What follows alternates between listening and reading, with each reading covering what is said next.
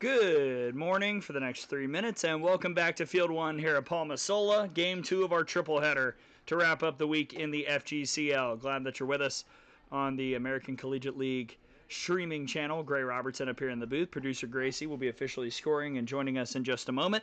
And it's Game 3 as the Squeeze look to grab a series sweep against the Sea Cows.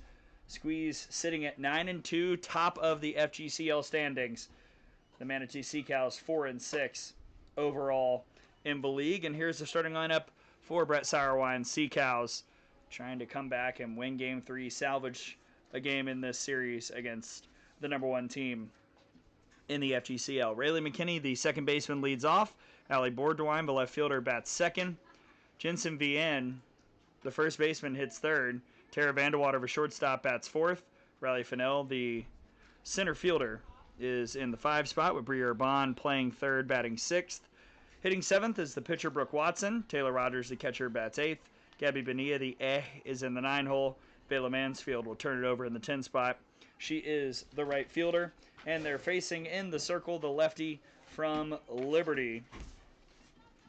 The person who got the strikeout to send the Flames to Supers, the sophomore last year out of Greenwood, Delaware, Kaylin Yoder. Yoder on the summer, cooking with a ERA of 3 on the money.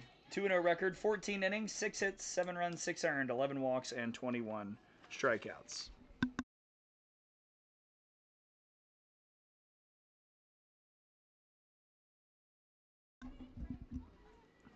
Rayleigh McKinney will lead off for the Sea Cows as they try and grab Game 3 and avoid the sweep, keep pace with the middle of the pack in the FGCL standings.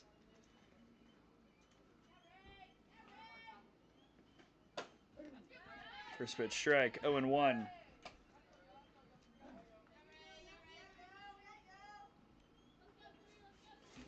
McKinney out of Southeastern University. 435 average this summer. 0-2. 10 for 23 with 4 RBIs, a triple, a double, 5 runs for McKinney. 519 OBP.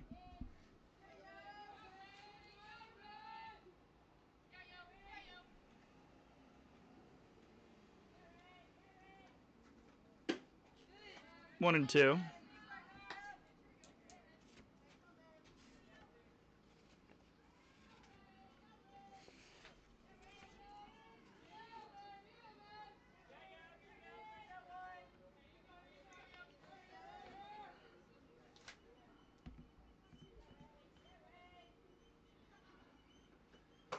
Got her.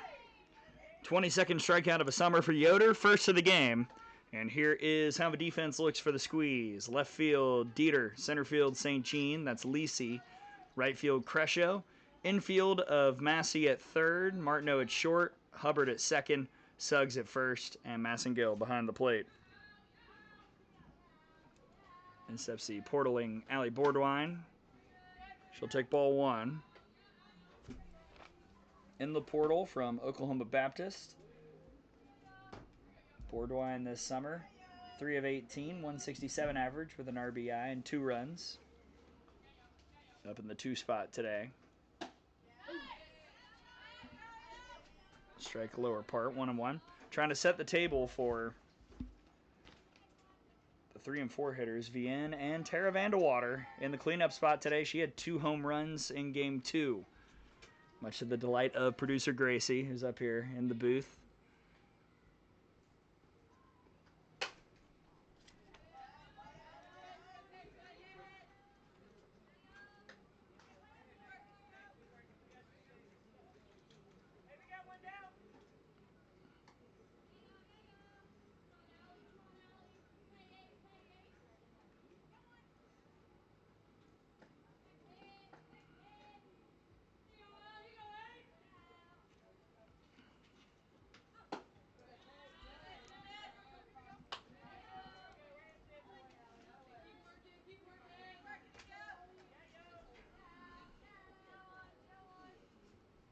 Yoder, part of a combined no-hitter in Game 1 of this series. It was Yoder and Shanna Wolf who are slated to pitch today for the Squeeze.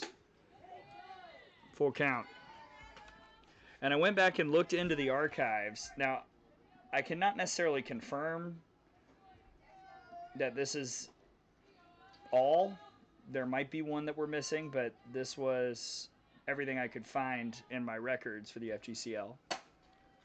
Borduin fouls it off. So that was the 4th ever no-hitter in the FGCL and the first combined. Here are the others. Mackenzie Wagner, who was at Liberty, went to North Texas. She did it for the Aquanauts in 2021. Blake Nelleman from Georgia Tech for the Finns had a perfect game in 2021. And last year, UCF's Isabella Vega for the Squeeze had a no-hitter. And now this year, Chana Wolf and Kaylin Yoder combined for one. Borduin sends that to left, but that'll drop foul. So a little FGCL history for you.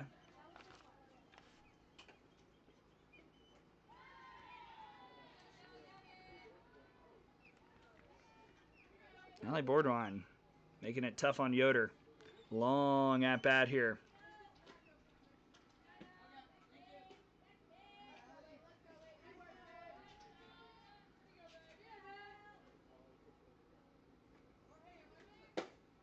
That's ball 4. That's a heck of a walk from Allie Borduin. Base runner for the Sea Cows, and here come the big bats.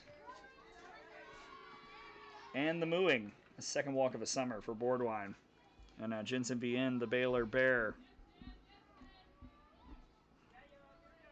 who's wanting a pickleball rematch. She'll take ball 1. Jensen had a hit yesterday, hitting .333 this summer. 7 of 21 with 2 RBIs, 2 doubles, 6 runs. She's walked 6 times to aid a .481 on-base percentage.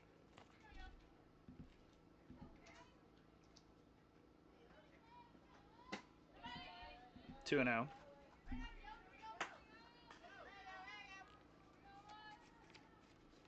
They're going to get Yoder some rosin out there. As always, if you're tuning in, I would like to hear from you. Just, to join the conversation. Chat up me and producer Gracie. Gray_Robertson on Twitter. Send me a message or a DM. We will read it on the air.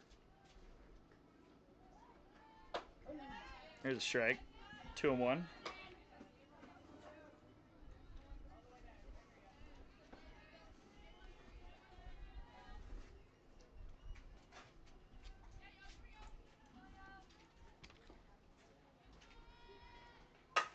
The end through the right side, base hit. Borduin a big turn, but she'll head back. And there will not be a no-hitter by the Squeeze today. 2 on, 1 out.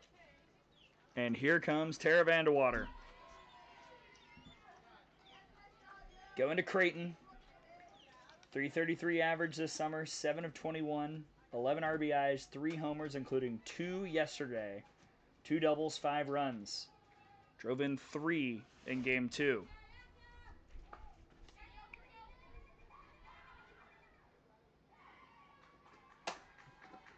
Up the middle. There's 1. Hubbard can't turn quick enough. It was just too slow developing. Fielder's choice puts runners on the corners for Riley Fennell.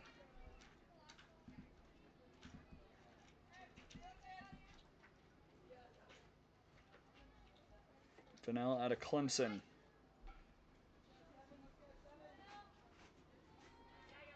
Has ramped up the average as the summer's gone on now. A big RBI chance in the first. In the air towards right. It's a long run for Crescio, but one she can easily accomplish. And 2 left stranded by the Sea Cows as we go to the bottom of the first here on field 1.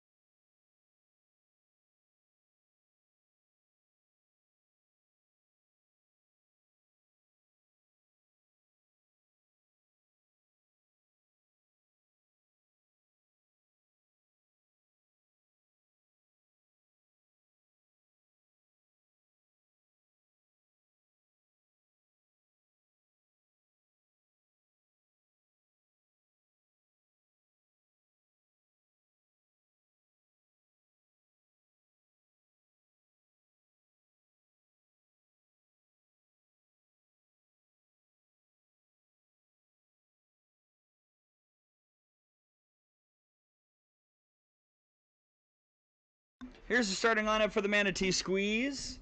First place in the FGCL, sitting at 9-2. DP Mickey Kostler leads off with Elise Crescio batting second. Batting third is the second baseman, Maddie Hubbard. Shortstop Lillian Martineau's in the 4 spot. And the 5 hole is first baseman Dylan Suggs as Kostler bunts it foul. She was out of the box anyway, so strike 1. Massengale, the catcher, hits 6. Haley Dieter, the left fielder, is in the 7 spot. Lacey St. Jean, the center fielder, bats 8th. Taryn Massey's at 3rd, hitting 9th. And Lily St. Jean is in the 10 spot against Brooke Watson. 12.83 ERA this summer. 0-1 record. 6 innings, 13 hits, 12 runs, 11 earned. 4 walks and a K. Took the loss in game 1. And now 1-1 to the portaling Mickey Kostler, previously of Alabama State. Kostler hitting 200, 5 of 25 with 2 RBIs and 9 runs. That hit her right on the elbow. So a leadoff base runner.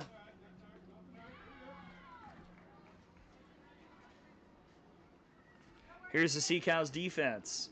Left, you've got Boardwine, center field Fennell, right field is Mansfield. Over at third are Bond, Vandewater at short, McKinney at second, VN at first, Rogers behind the dish. Here is Elise Crescio. Oregon Duck, nicknamed Ducky. Crescio had the go-ahead RBI single in game 2. That was a game where the Sea Cows jumped out to a 3-0 lead. But the Squeeze kept battling back. Crescio gave them the lead that they wouldn't give up. Kostler's way off first base. That was closer than it needed to be. 2-0. Crescio, 10 of 21, 476 average with 5 RBIs, 3 doubles, team leading 15 runs, 633 OBP. And she's looking for a gap again. Crescio's going to have a double again. Kostler will round third. She's coming home, and the throw was high. She's safe.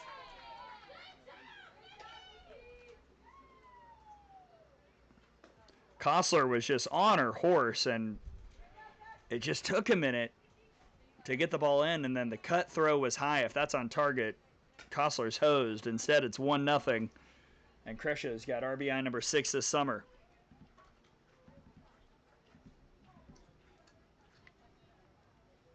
I'll bring up Maddie Hubbard, the second baseman from Bama U. As I flash the U, University of Alabama.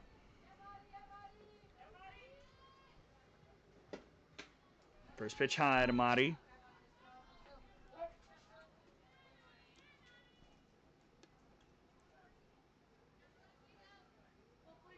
Hubbard, 11 of 24 this summer, 458 average with 9 RBIs, including 3 in game 2.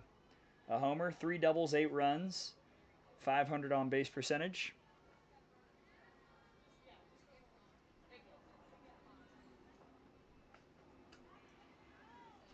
There's a little bit of rain coming down, but it's just water. Nobody panic. It's outside. 2-0 on Maddie. From Huntsville, Alabama. Part of the freshman class for Patrick Murphy this past year. Opening day starter over at third base for Team 29, and excited to see what she can do on Team 30. Alabama squad I'm really high on. I'm not just saying that as one of the 2 Alabama radio guys. I'm saying that as someone who works at Softball America and keeps track of recruiting.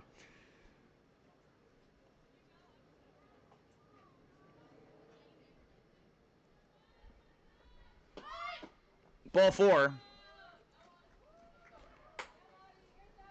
Second free pass of the inning.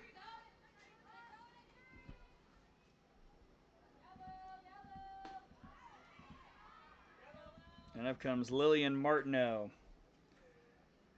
Previously portaling, has picked a spot, but I don't think it's announceable yet, so I will not say. Coming from Georgia Tech. First pitch foul, that might hit a car. Missed. Missed. Martineau this summer, 10 of 18, 556 average. 5 RBIs, a homer, a double, 6 runs. That got away. Wild pitch puts 2 in scoring position. Martineau's OBP, Gracie, is 652.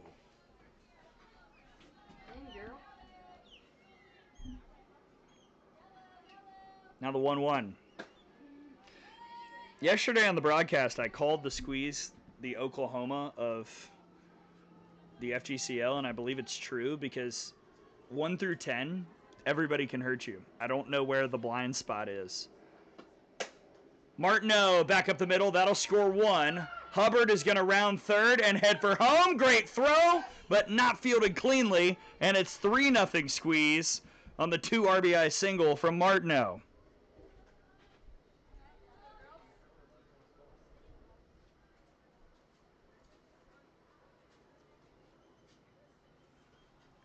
Give Lillian Martineau RBIs 6 and 7. And in steps Dylan Suggs. Suggs has picked a new home and taken strike 1.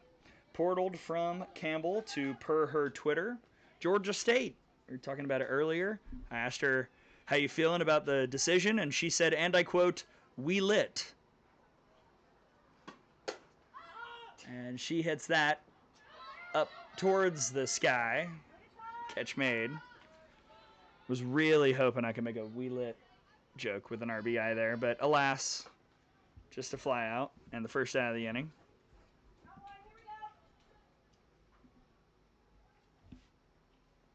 Which will bring up Brooke Massengale, who is still portaling, coming from East Carolina.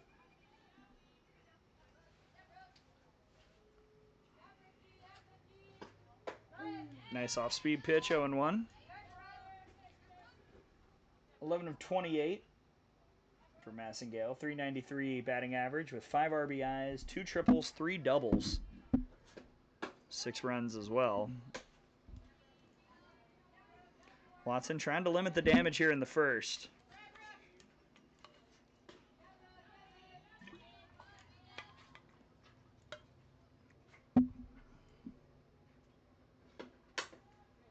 Foul ball. Squeeze as a team entered today with the top batting average in the league by 18 points, 391 as a squad. They're second in ERA.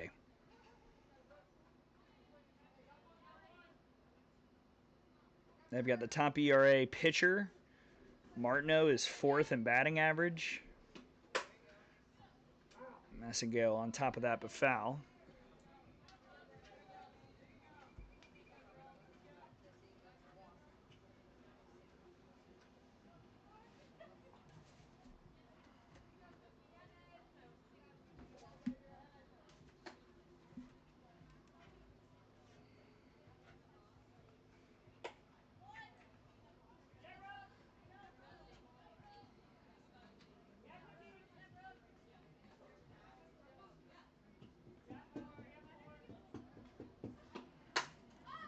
Sent skyward and pavilionward. Jumped on the roof on the hop.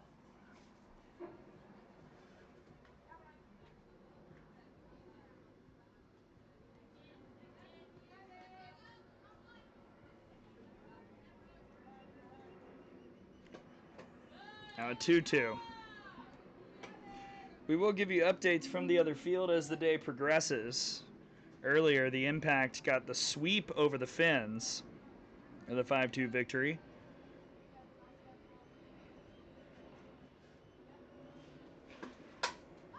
Massengale sends this over to second base.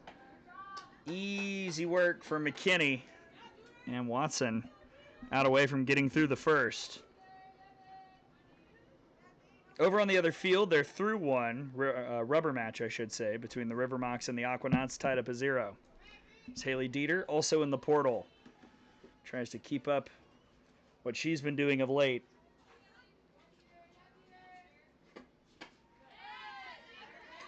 What has she done, you ask? Well, yesterday she was 3 for 3 with 3 RBIs and was a triple short of the cycle.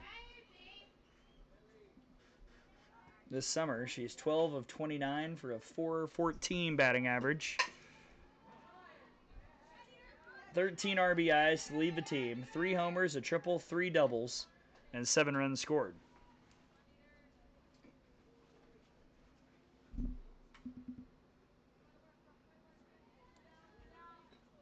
Started her career at Liberty, then transferred to Utah, spent 1 year with the Utes, and now looking for a new home this season.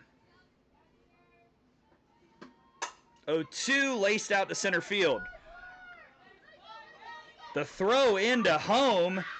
Oh, wow, a stutter step from Martineau. She comes in to score. Now Dieter's out at third. 4-0 squeeze. Chaos reigns, and the inning ends. So an RBI single for Dieter. And the nifty stutter step by Martineau after the throw got away. All fun and games right now for the Squeeze on offense as we go to the second.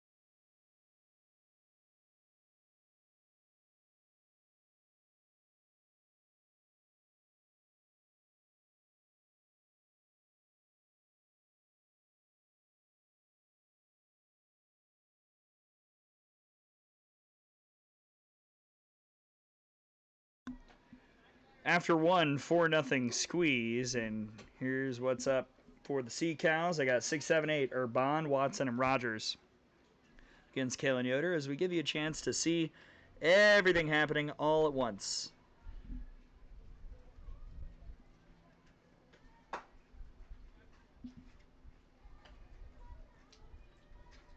Kalen Yoder back out in the circle, facing Urban, player out of Omaha, who's 5 of 21 this summer, 238 batting average, 2 RBIs, a homer. I was back, I think. Opening day, maybe? 3 runs scored. I know it was on this field. 360 on base percentage for Bree.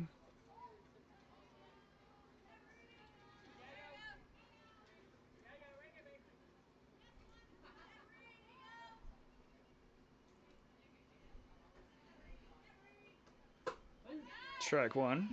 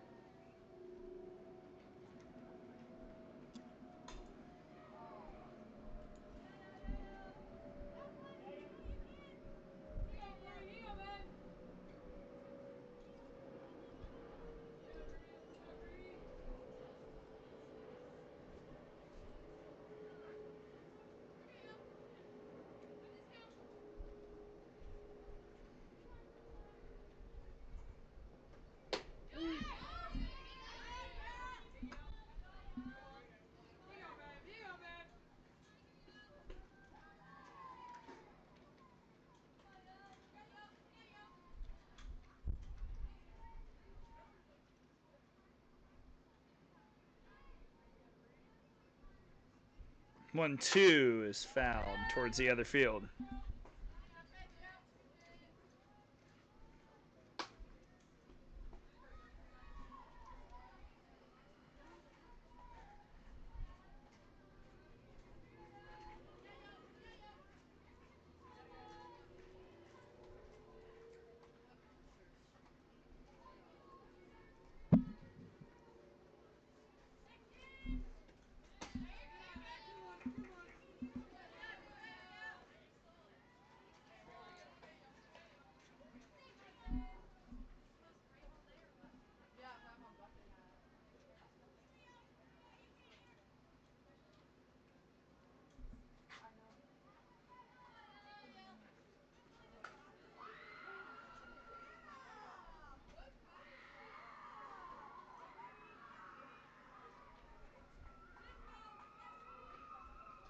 2-2, misses, full count. Boy, this has been just kind of a laboring at bat. Something just happened on the other field. They're screaming loudly.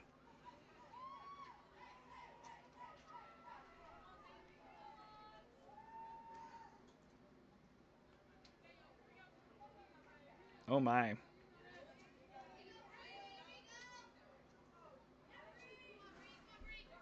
First the payoff. Urban is going to find right center. She'll hold it first. That's a leadoff single after a long battle with Yoder. Over on field 2, McKenna Belair for the Aquanaut just hit a grand slam in the second inning. So 4-0. As producer Gracie nods. Apparently she already knew that.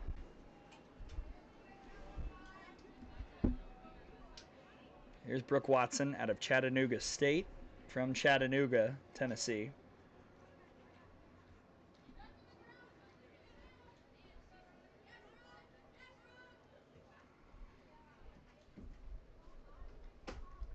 Ball 1. Watson, 7 of 22, a 318 average with 4 RBIs, a double, and 4 runs.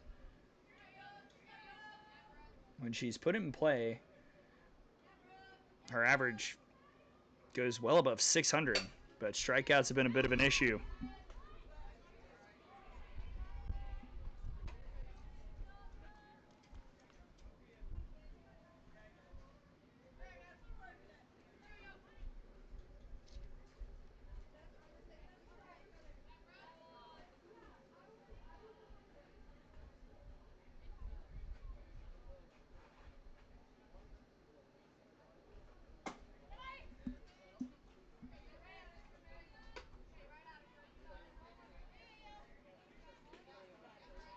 Yoder just doesn't seem ultra comfortable today. Not quite sure why. Don't know if it's a little bit of rain or the humidity or the dirt or what. She's losing a lot below and away arm side though. Blew it by Watson there, 2-2.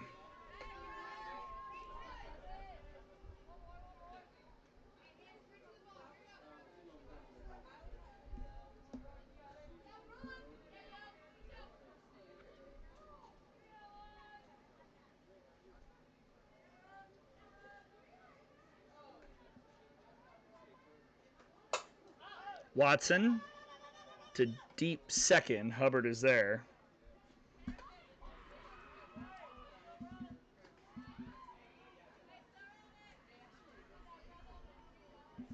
No movement from Urban for obvious reasons as Taylor Rogers, another one in the portal, comes in, leaving Mercer, going somewhere. We'll see. Has not made an announcement yet.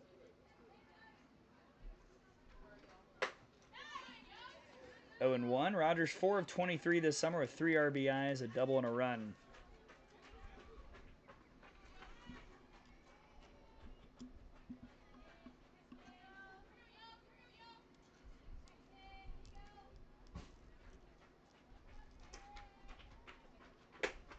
Oh 2.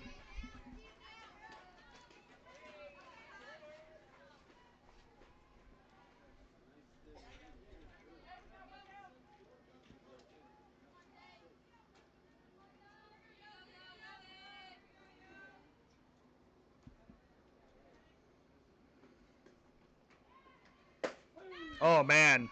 Right down the pipe. 3-pitch strikeout, second of a day for Yoder.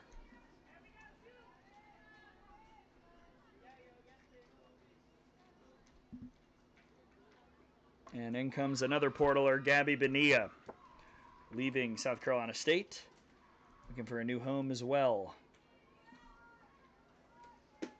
She'll take ball 1. 1 of 12 this summer with a run scored. Has walked 6 times, 389 OBP.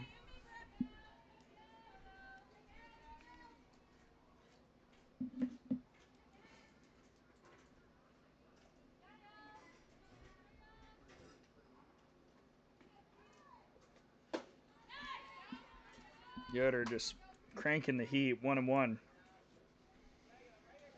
I'll ask producer Gracie, do we think that Yoder throws the hardest? Anybody here? One of the top ones. It's definitely, I would say definitely top 3.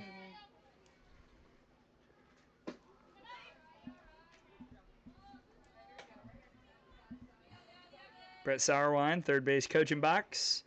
Head man for the Sea Cows, coach at SCF just down the street. His AD, Nick, is over in the first base coaching box. So it's an SCF affair.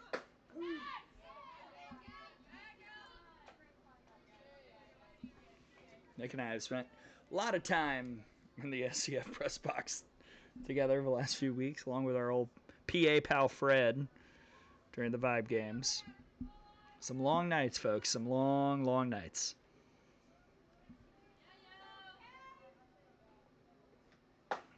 Back-to-back strikeouts for Yoder, and that'll end the inning.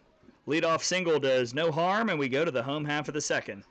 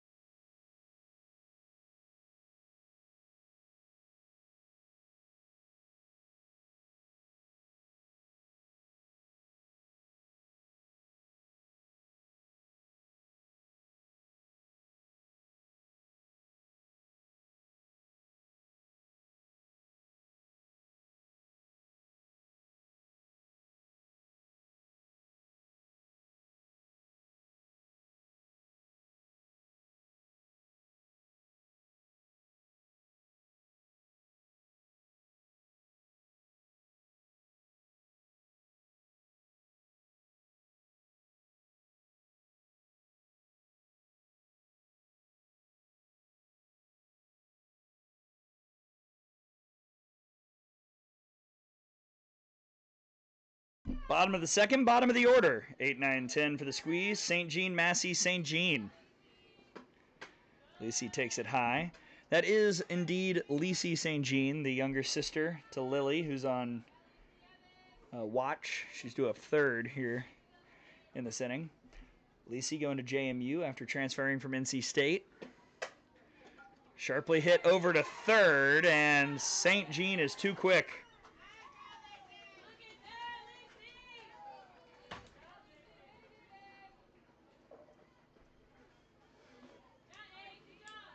Interesting scoring decision. Please hold while we discuss as Tara Massey steps in.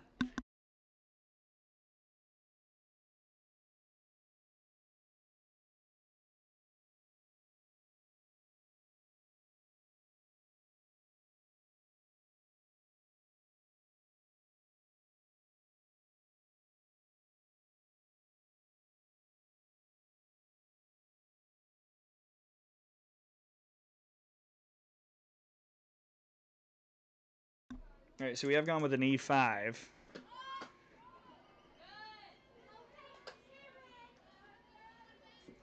A 2-0 count on Tara Massey out of NC State.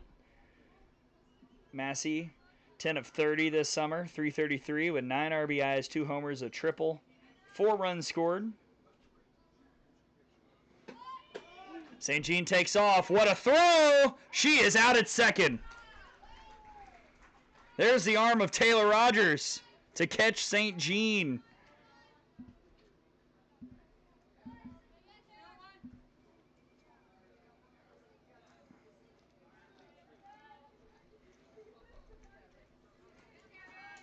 And that wipes out the leadoff error and the leadoff base runner.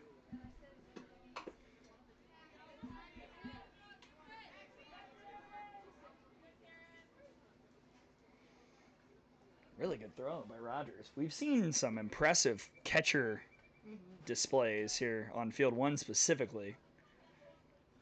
I feel like we've had a caught stealing almost every game.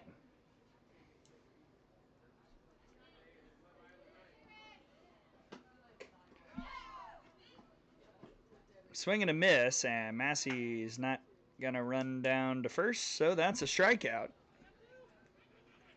And just like that, 2 gone for Lily St. Jean.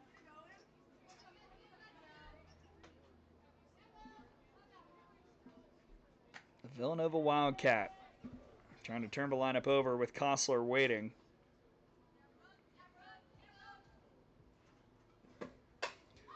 Lily's going to send that in the air and foul. St. Jean 13 of 25 for a .520 batting average with 10 RBIs. That's second on the squeeze. A triple, 2 doubles, 9 runs. How about a .606 on base percentage with 5 walks and 2 hit by pitches?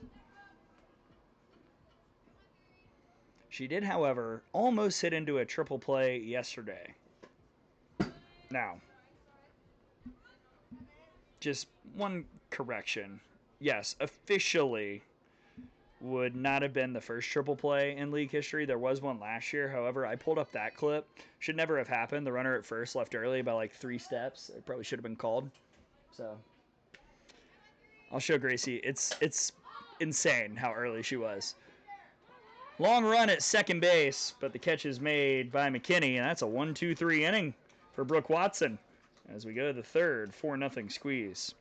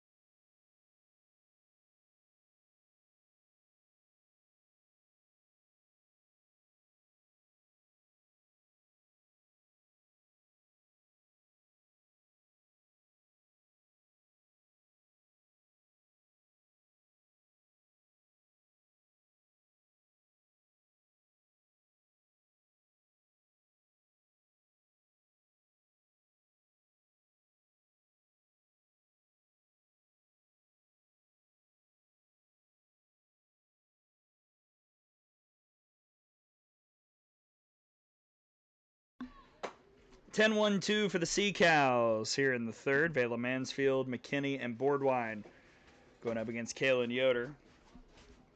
And Vela Mansfield will start things off. River St. John, or wait, hold on, let's try again. St. John's River State College Portaler, who is looking for a new place to play in 2026. 1 of 15 this summer with an RBI. Has walked 3 times.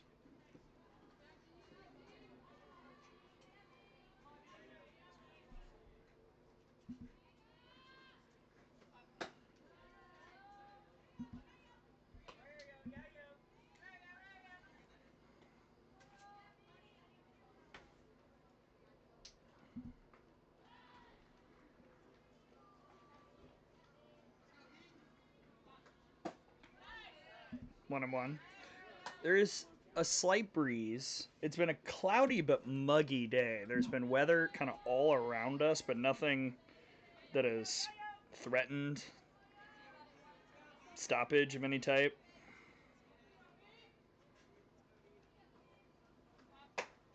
One and two. You know, the rain has kind of spat on the field a little bit. It's been nothing but light rain. There was some thunder and lightning over the ocean, nothing close. It's just been kind of one of those days. Strikeout for Yoder. That's 3 straight.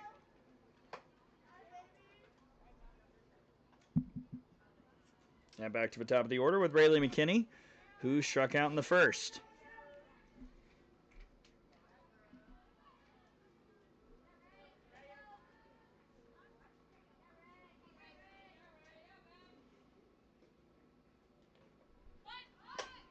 Bunt popped up. I don't think Yoder touched it. That's foul ball.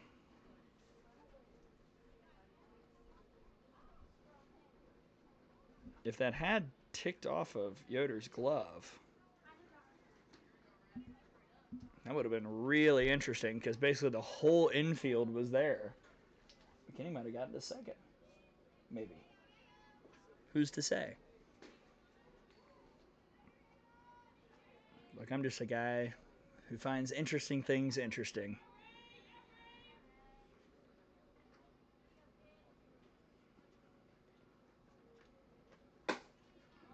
On the ground, oh my gosh. That was monstrous.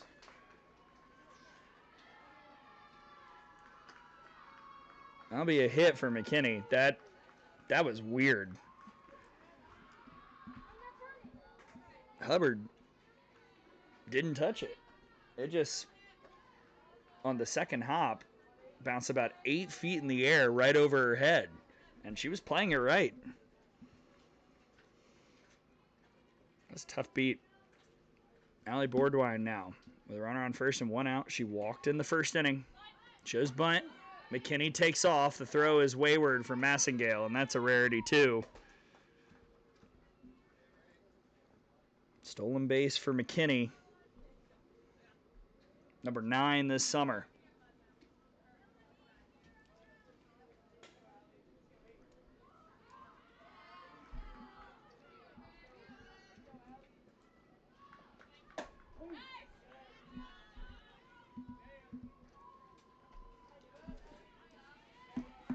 Bordwine in the portal right now out of Oklahoma Baptist from Chickasha, Oklahoma.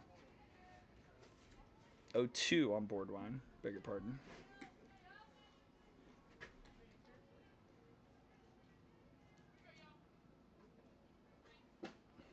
And she'll swing and miss. Yoder got her to chase downstairs. Strikeout number 5 for the Liberty Flame. 2 down. But here's Jensen Bien, the Baylor Bear, who singled in the first. Trying to get the Sea Cows on the board. McKinney's speed would probably bring her in on anything out in the grass. Strike 1.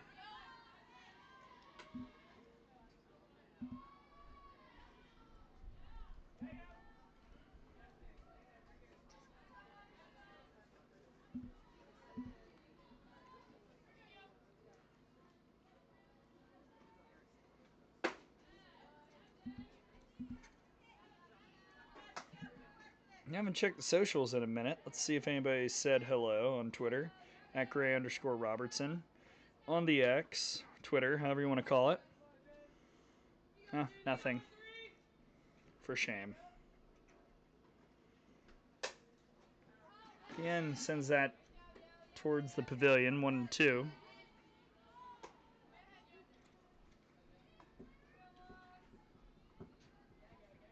Give Instagram a look.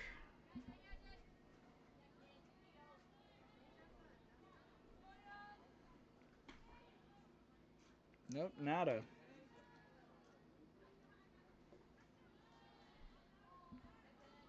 One, 2 from Yoder. Bien jam, that's going to go foul.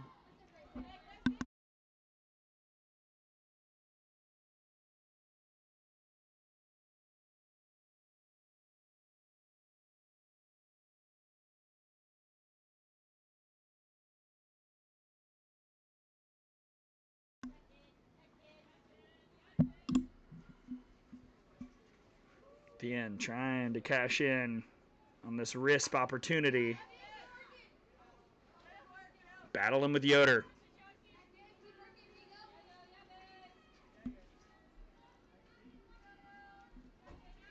With the Aquanauts up early on the River Mocs, the Squeeze would have to win to continue holding that grip on first place in the FGCL.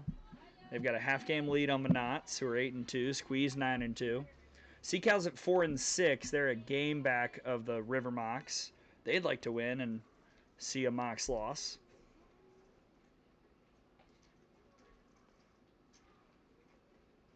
Bien on the change, back to the circle. Yoder gets out of it. Runner left stranded in scoring position. And we go to the bottom of the third. Squeeze up by 4.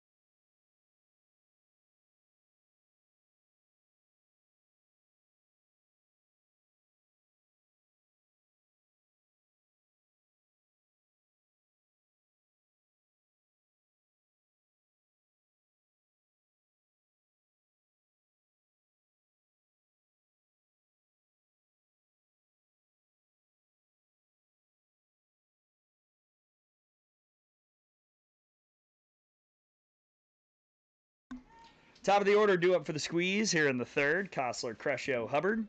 Brooke Watson getting in more innings. Didn't throw much to start the summer, but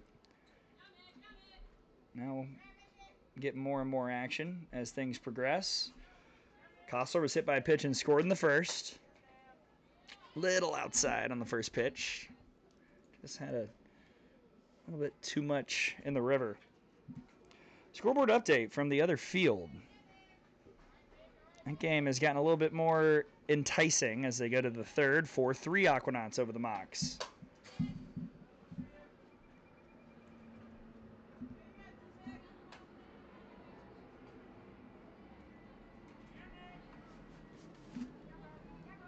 Kostler has played in the FGCL many, many times for many, many teams. Sophomore last year for Alabama State in the portal out of Port Charlotte, Florida.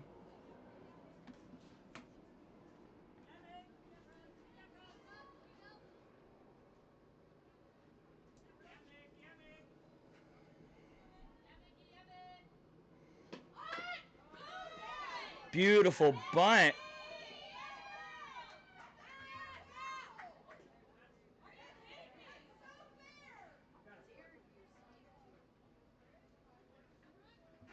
I guess I said it hit her foot. I was curious as well because he ruled it foul before any Sea Cows touched it.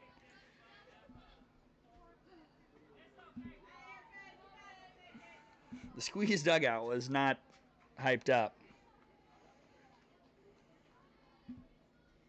So you see head coach Taylor Newton there in the bottom corner of your screen, leading the way for the squeeze. Swing and a miss. Watson gets the strikeout, her second. Brooke Watson starting to get in a rhythm. And up comes Crescio.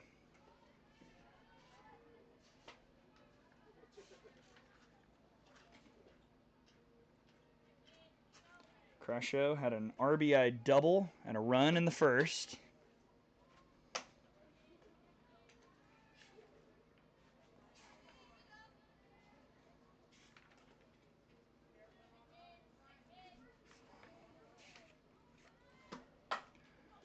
And I think that was caught. Yep. Home plate ump said it was caught in the air by Urban. 2 down. Right as I found what I was looking for. Crescio lines out, and the bases are clear for Motti. Hubbard walked and scored in the first.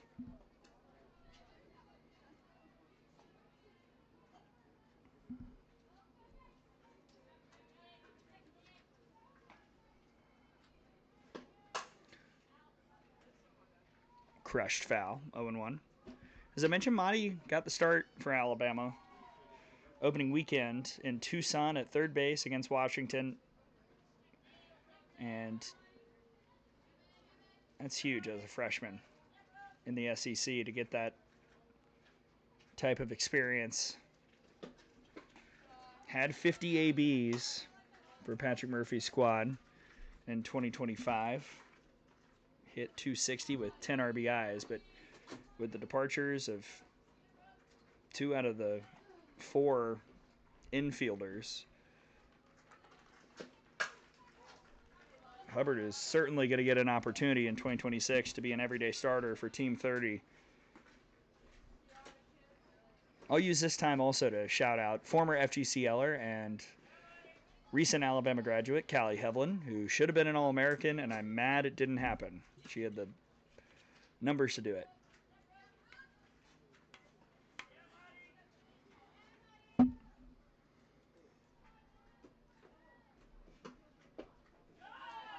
Hubbard saw it all the way in, 2-2.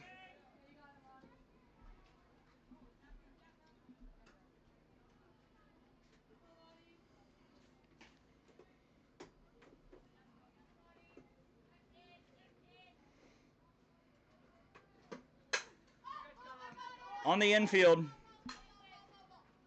Vian makes the catch. Another 1-2-3 inning for Brooke Watson, holding down the top offense in the league. Still 4-0 going to the fourth.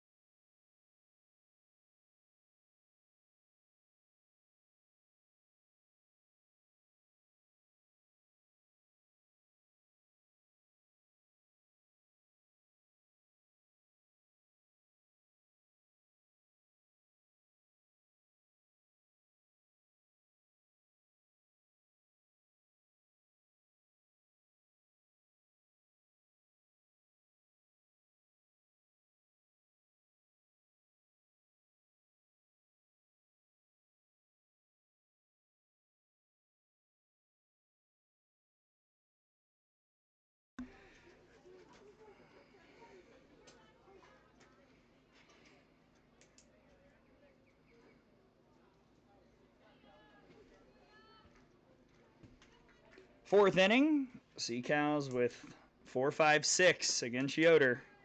First pitch outside to Tara Vandewater. Heading to a fielder's choice in the first inning. It's Vandewater, Fennell, and Urban. With Lily St. Jean now at second base. In for Hubbard. Sea Cows trying to string something. Vandewater in the air to left. This will be caught by Dieter.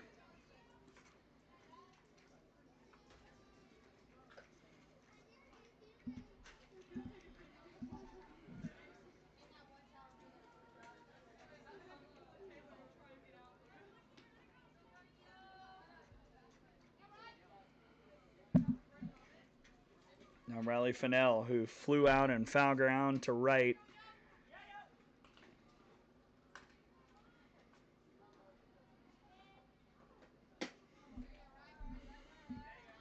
Well, Brooke Watson has given the Sea Cows a chance, holding the squeeze to the 4 first inning runs and nothing since. But now the offense has got to pack it together. They've had a hit in every inning.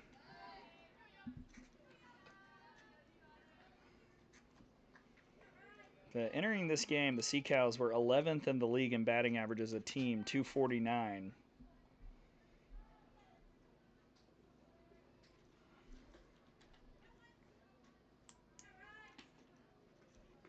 And Yoder's just been cooking, pumping that velo in there.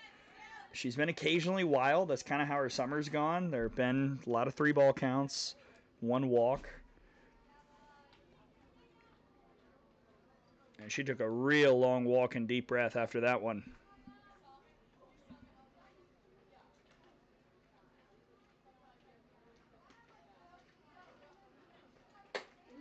Here's strike 1.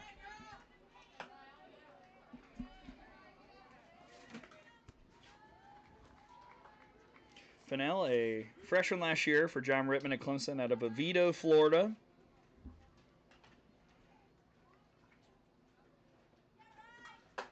Boy, Clemson's going to be good next year, huh? I mean, they've brought in a portal haul, including Corey Hicks from Oklahoma. They've got Macy Cintron coming back. Some young arms. They had a lot of freshmen, though, to replace Maddie Moore, but just a lot of youngsters on that team. They're just going to get better. Called strike 3. How about Yoder? That's her first K looking, her 6th of the day. 2 gone for Bria Urban, who singled into second. I wonder how many pitches Yoder's thrown. 64. Per producer Gracie. Jammed foul, 0-1 on Urban. I've made the joke many times, so I won't do it again. Urban from Omaha, Nebraska, plays for Omaha. Sophomore last year for the Mavericks. Went to Millard South High School.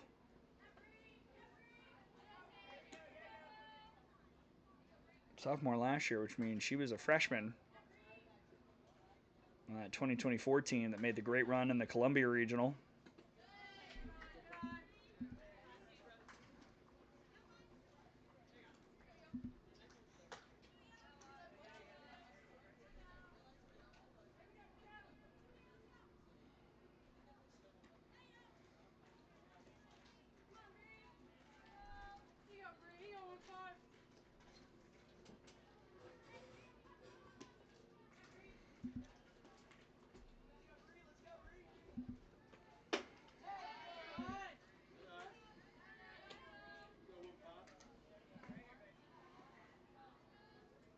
But the twists and turns keep coming on the other field. Top of the third, 7-3 Aquanauts over the River Mocs. Bases loaded, nobody out. Goodness.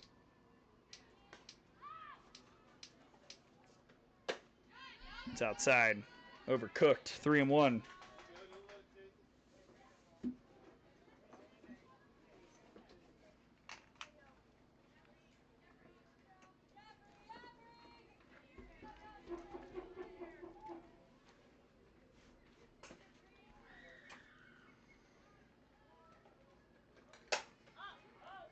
skyward. First test for St. Jean at second, and she handled it beautifully.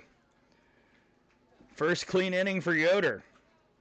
And she gets through the heart of the order, facing the minimum to the bottom of the fourth, 4-0 squeeze.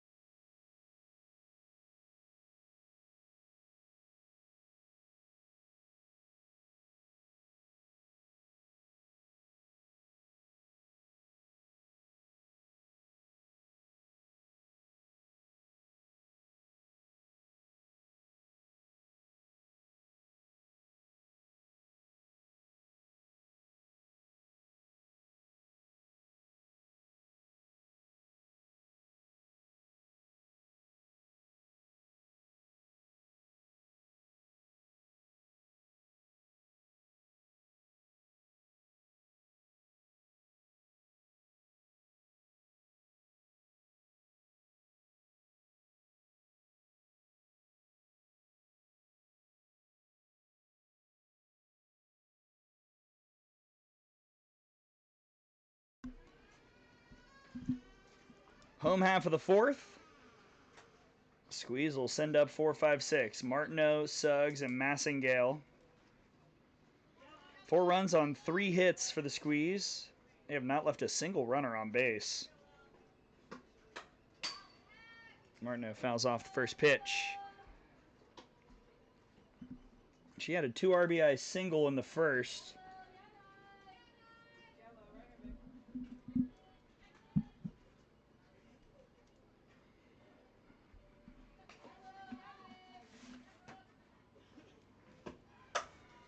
And she's going to get another base hit. All the way to the fence, and it short-hopped Boardwine. Did not get any help from the fence at all. That's a leadoff double for the Squeeze here in the fourth. And that thing just died as soon as it hit. Now here's Dylan Suggs. Entered today, did Suggs. Hitting .250, 6 of 24 with 6 RBIs, 2 homers, 3 runs, a 400 OBP, but she flew out to center her first time up. Mentioned it, she said on Twitter, apparently on her way here, and she is officially committed to Georgia State.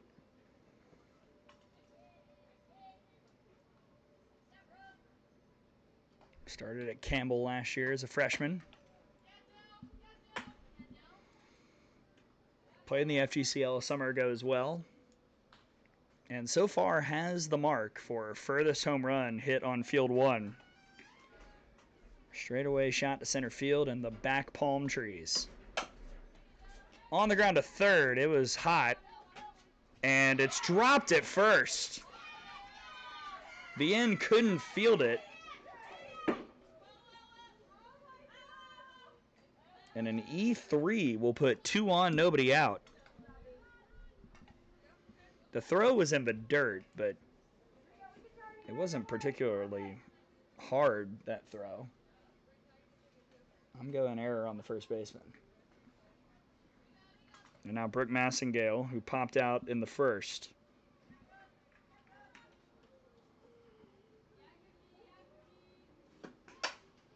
Foul ball.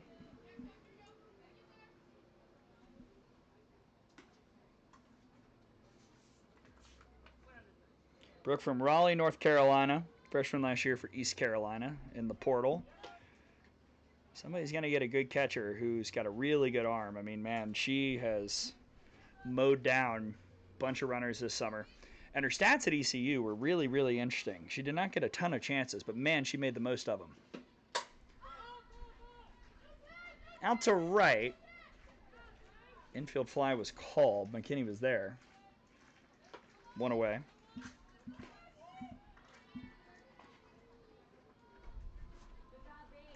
I'll bring up Haley Dieter. Had an RBI single in the first, but was thrown out trying to get to third on a chaotic sequence.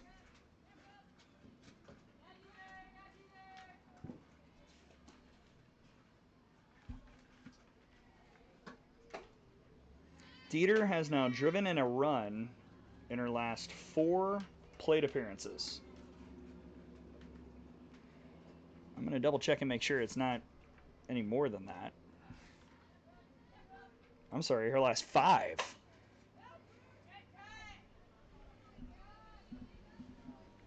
Yeah, here are Dieter's last 5 plate appearances. You ready?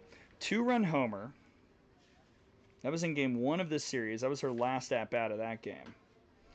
And then RBI double, solo homer, RBI single. Earlier today, RBI single. That's 5 straight at-bats with an RBI. She's got another chance here.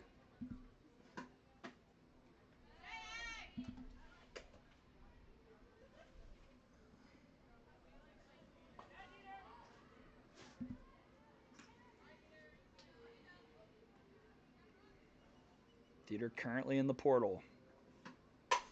Smoked foul. Oh, she got what she wanted just a little early.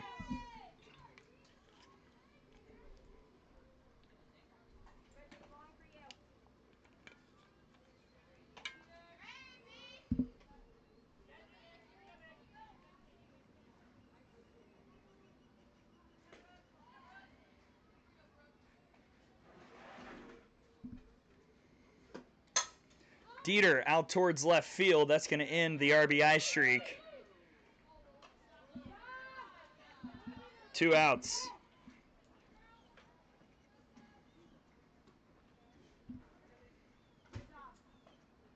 So Lacey St. Jean will try and take advantage. She reached on an error in the second, but was caught stealing.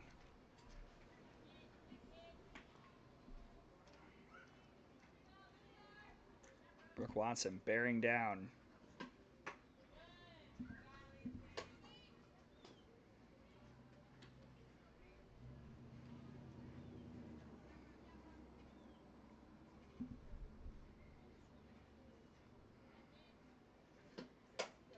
St. Jean pops it up. McKinney's going to head over there and end the inning.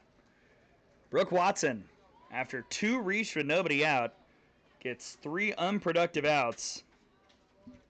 And we journey on to the 5th. The Sea Cows trying to generate on offense.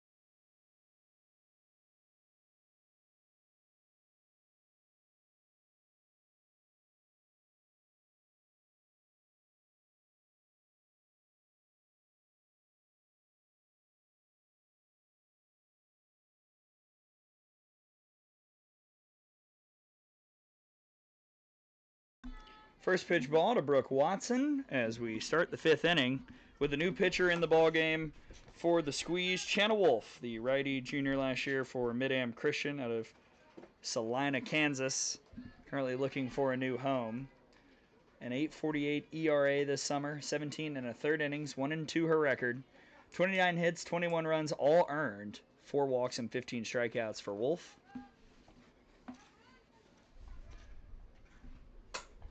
Watson on the infield. That's going to fall foul. Brook popped out in the second. Wolf in for Yoder, who went 4 innings, 3 hits, no runs, 1 walk, 6 strikeouts. Well played.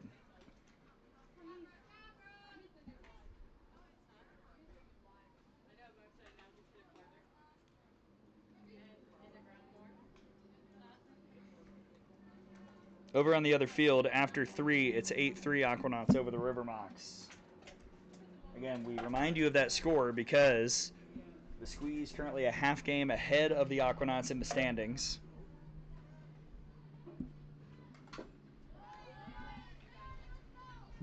Two and 2 on Watson.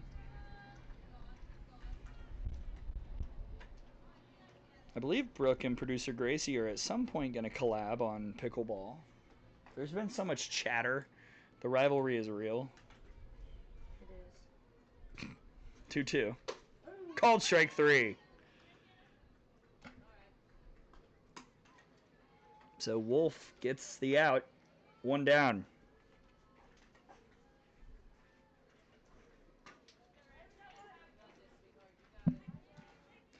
First at bat for the Portling Reagan Wheatley. She'll take ball 1. Coming from Norfolk State, out of Charleston, South Carolina. 2-0 to Wheatley. 3 of 18 this summer with 3 RBIs, a home run, 3 walks, a run, 286 on base percentage. Head 2-0 against Wolf. This was the combo for the Squeeze, just the other way around. Wolf got the start, and then Yoder finished to get the combo no-hitter on Thursday.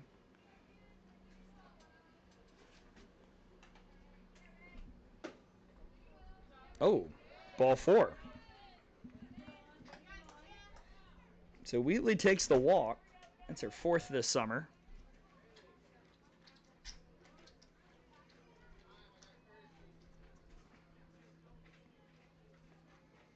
And McKinney's going to come out and run for Wheatley at first. It's Gabby Bonilla. Looks to battle Wolf. Strikeout victim in the second. 0-1. See if McKinney takes off. She's already got a swipe today. That was back when she was starting. She's out of the game now. Coco Jaimez is going to take over for her.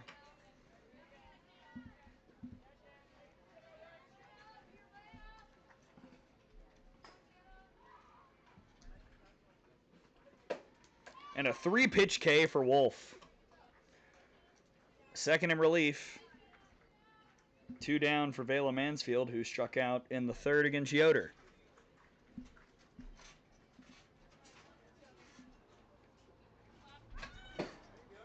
There's a slap and run that's fouled away, 0-1. This is game 3 of this series. Squeeze looking to sweep. Sea-Cows looking to salvage a contest here.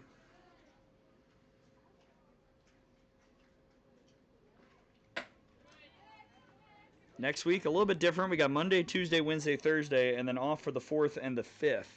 Then back 6th, 7th, 8th, and then All-Star game and playoffs. We're almost done. We're like halfway. Runner goes. Massengale's throw was just a little late. Craig thought about it. And stolen base number 10 for McKinney.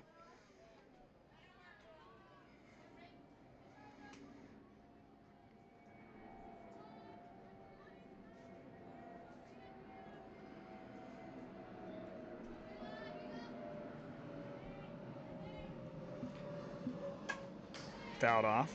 So the next game for the Squeeze, Monday, June 30th, will be at 2:30 right here on Field 1.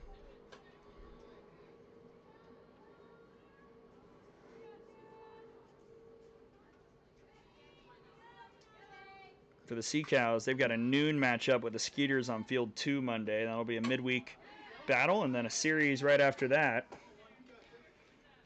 Squeeze will have the Pioneers.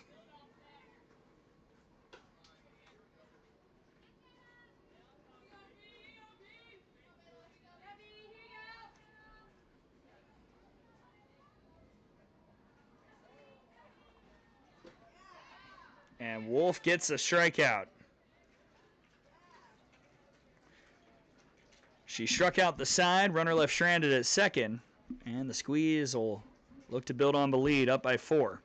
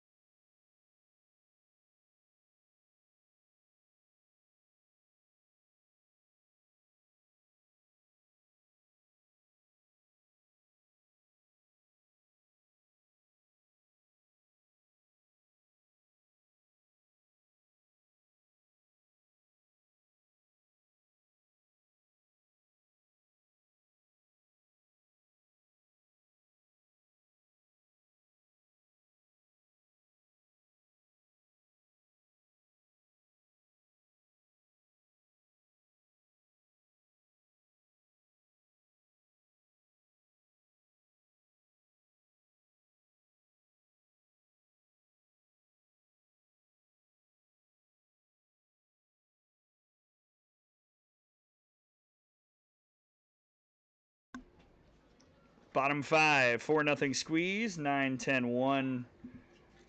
Set to hit for Coach Newton, Massey, St. Jean, and Kostler against a new pitcher. That's Gabby Bonilla, portaling from South Carolina State, coming in for Brooke Watson. Other defensive changes that we'll get to in just a moment as Massey steps in.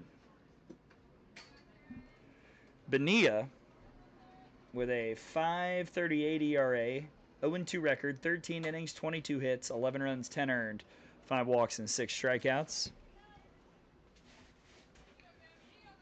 Massey struck out in the second.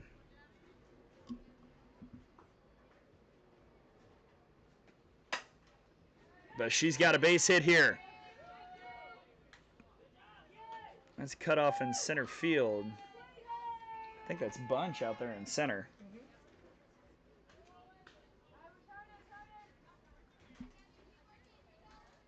Which I realize Brett told us, and I just didn't write it in.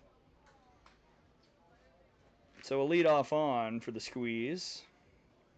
Here's Lily St. Jean. She popped out in the second. Throw back to first. Almost got Massey. 1-0. Other defensive shifts for the Sea Cows. Coco Jaimez now at second. Allie Bunch, as mentioned, in center. Brooke Watson's moved from the circle to third, and Reagan Wheatley is now catching.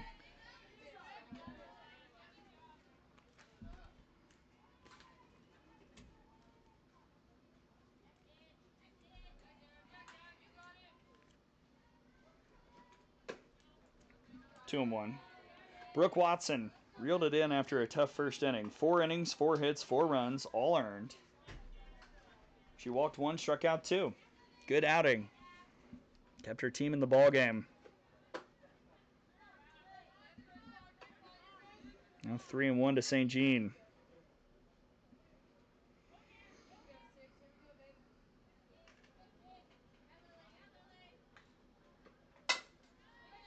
To short, Vandewater. There's one. The throw to first will turn the double play. Little 6-4-3 action for 2 outs.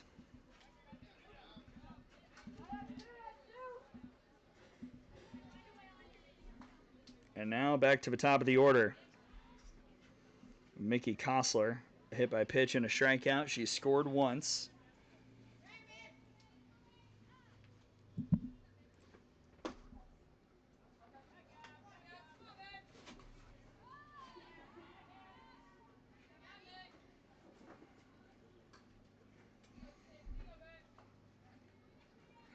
The 1-0. Fouled away.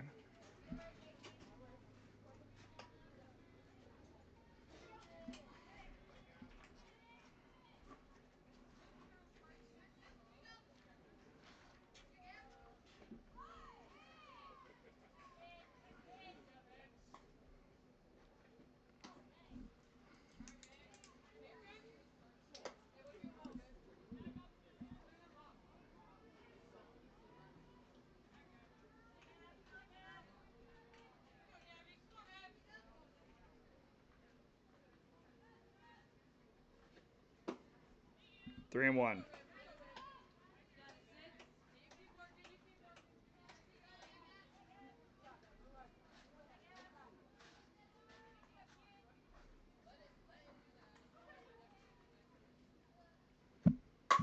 Kostler through the middle. 2-out single.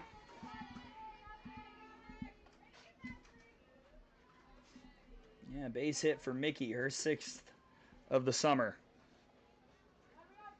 That sets up Elise Crescio. Ducky 1 for 2 with an RBI double and a line out.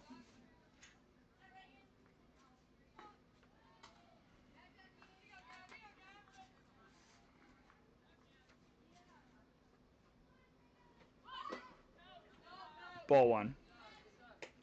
Crescio from Jasper, Georgia.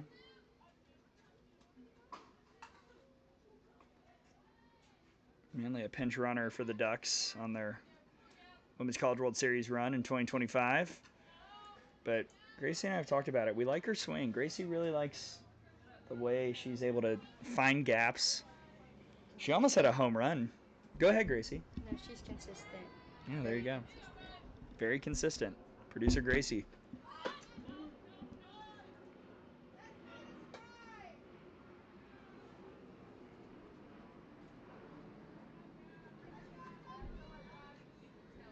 I need to talk to Elise because I want to hear the story about how a kid from Jasper, Georgia ends up at Oregon. There's got to be a story there, right? Kostler goes. Wheatley's throw is late. And a 3-1 count.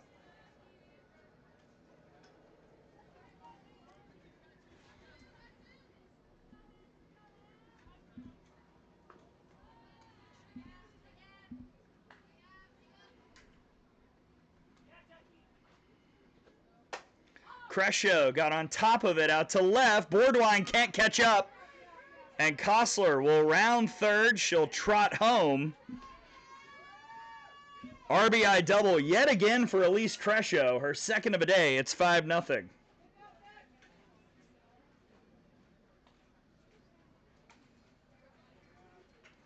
Boy, Mickey Kostler was just walking on back. Now Maddie Hubbard with a wrist chance. Walking a pop out today. That was a good one to go after. She took it for a strike, 0-1. I know Maddie's got a plan. She always does. Let's see what she's hunting for here. Got away. Crescio's at third.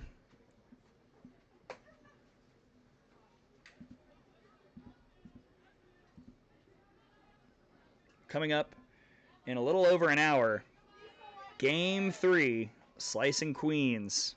Had 2 epic battles already.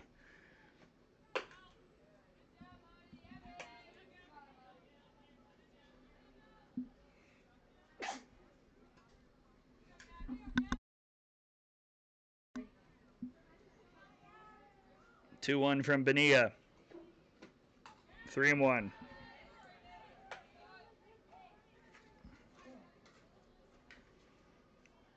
Bonilla coming in a lot. Got to get a strike.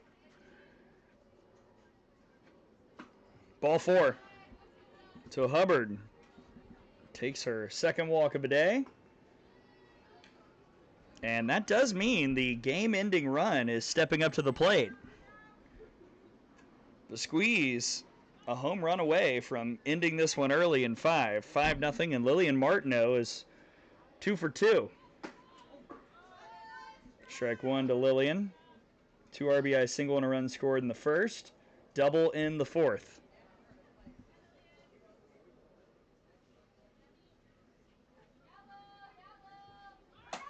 Martineau just past a diving Vandewater. Hubbard going 1st to 3rd. She'll slide in safely.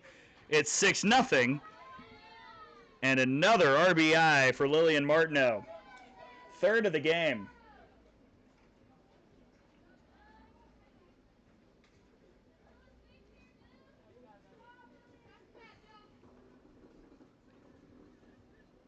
And RBI total up to 8 for Martineau. And now Dylan Suggs. A flyout and an E3. 0 for 2 officially. Game-ending run on first. And she gets hit right in the knee. That'll load the bases.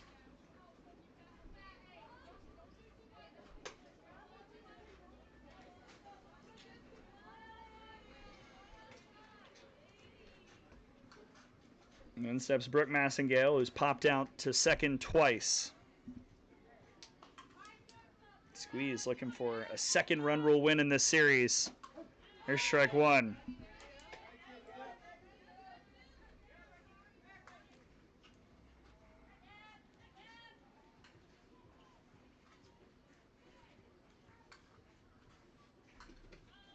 That got all the way back. Hubbard will come in to score.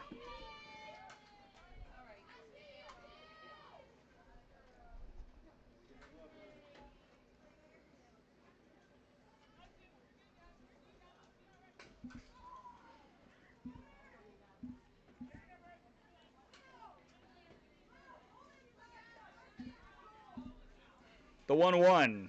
High. 2-1.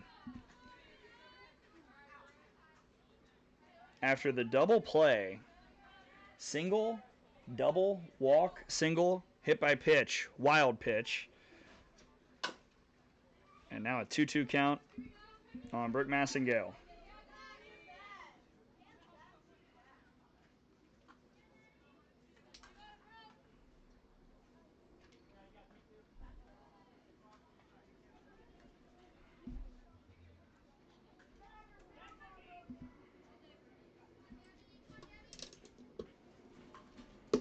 Bonilla trying to make sure we see a sixth.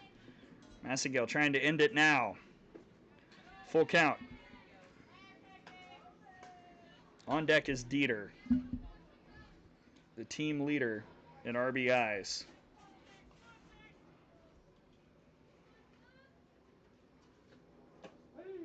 Called strike 3. Gabby Bonilla gets the K to end the inning. And the game-ending run is left stranded at third. We go to the 6th, 7-0 squeeze.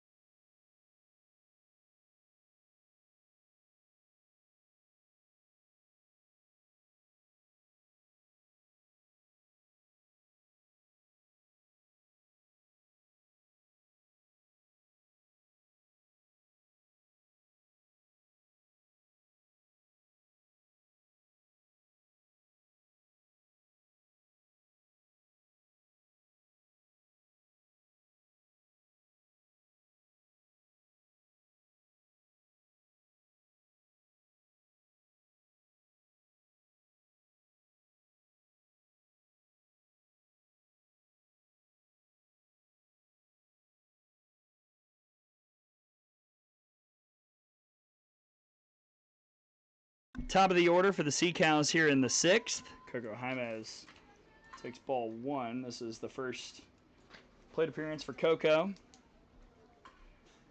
Coming in for McKinney. UCF Knight hitting .217, 5 of 23, 2 RBIs and 4 runs. 1-1 from Channel Wolf. Probably thought for a hot second she wouldn't have to pitch in the 6th inning, but the game-ending run was left stranded on 3rd. Squeeze didn't get the finishing run rule touch, so now Sea Cows have a chance to maybe make a dent. Do a little something here in the 6th. Try and stave off a sweep.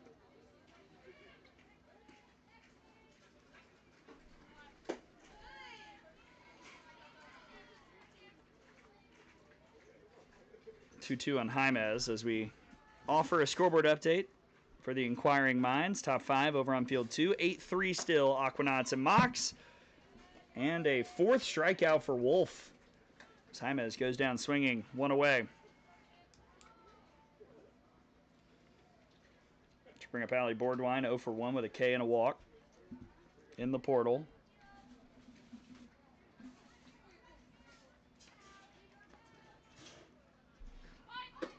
Need to ask Allie where Chickasha is, because I've made the drive to Oklahoma City 3 times, just to and from, back to Tuscaloosa, so I've gone through a good bit of the state. That is checked over to short. 2 away. Kind of a bunt slap check swing situation. And they're clear for Jensen Bien. 1 for 2 with a walk and a ground out.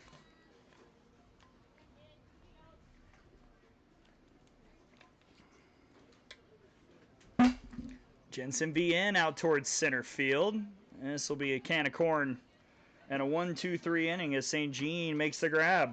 Channel Wolf has done a really good job in relief. No action for the Sea Cows. And the top of the order goes down. We'll see if the Squeeze can walk it off or if we'll play a 7th here on field 1.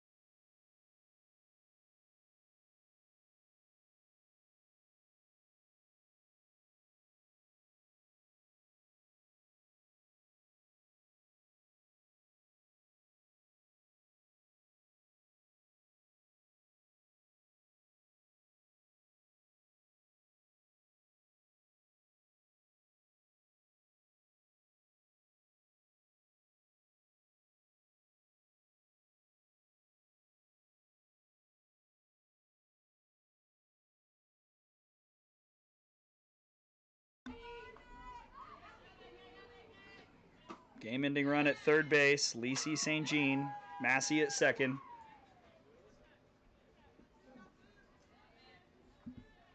2-0 count to Mickey Kostler after the ground out by Lily St. Jean. Kostler on the right side. Jaimes is there. We will see a seventh.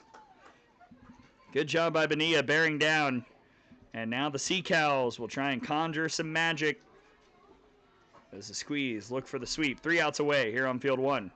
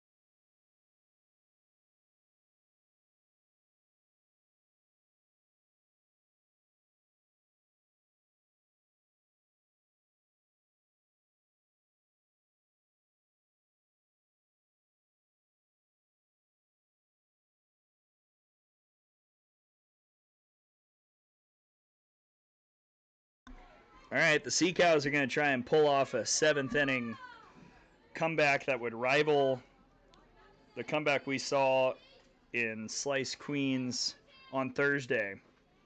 Tara Vandewater, first pitch foul. It's Vandewater, Bunch, and Urban. Young lady going to Creighton from Oklahoma State. Tara Vandewater has played with Team Israel.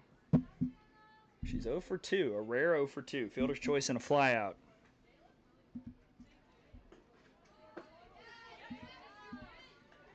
One and one.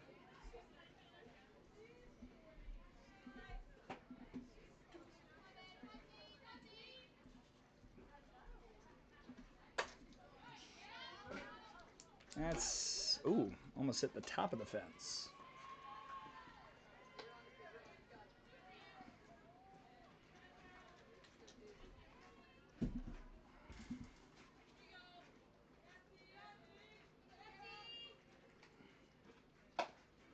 Cue ball to second base. It was a long run for Lily St. Jean, but there's the first out. And up comes Allie Bunch, getting her first at-bat of the game. Out of Barton College, currently in the portal looking for a home. 5 of 19, 263 average with an RBI and 3 runs. 391 on base percentage. Big cut, 0-1.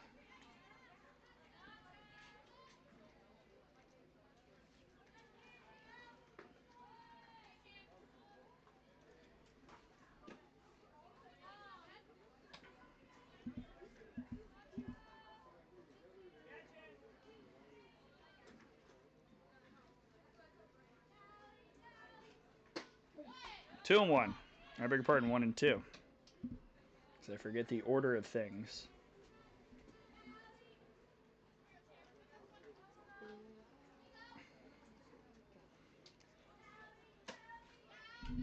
About 50 minutes from now, it'll be game 3 between, frankly, the series of the weekend, Slice and Queens. Slice looking to sweep the team that was running the league less than a week ago. Queens looking to snap a 3-game losing streak.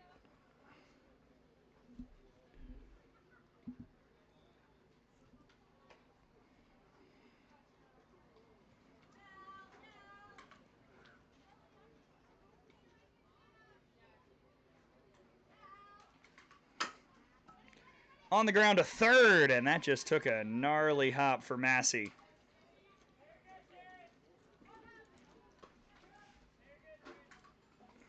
Error puts Bunch on. That's an E5.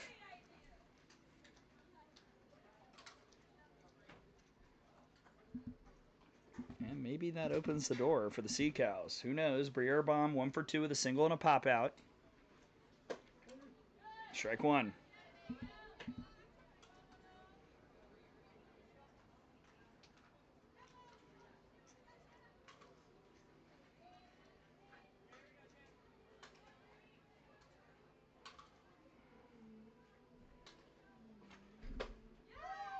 Oh and 2.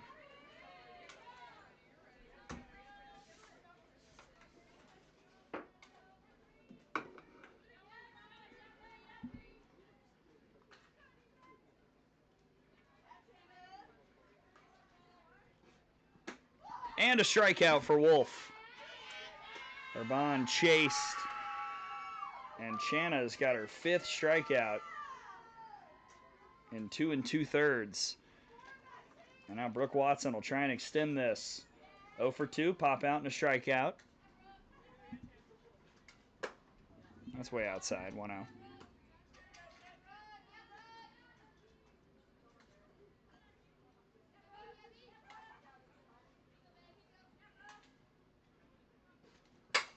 Look at Watson powering to center field off the fence. Bunch will head for third. That's a double for Brooke Watson.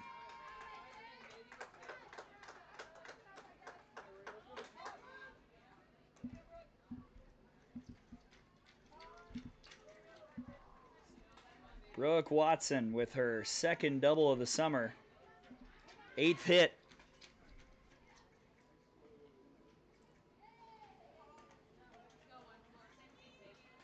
And McKinney will come and run for her. Reagan Wheatley now. She walked in the 5th.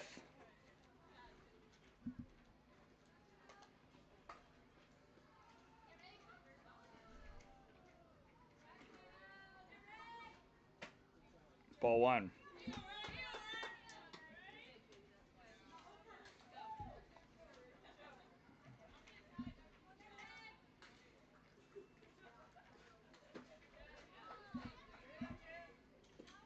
It was Wolf that walked Wheatley. Boy, say that 5 times fast.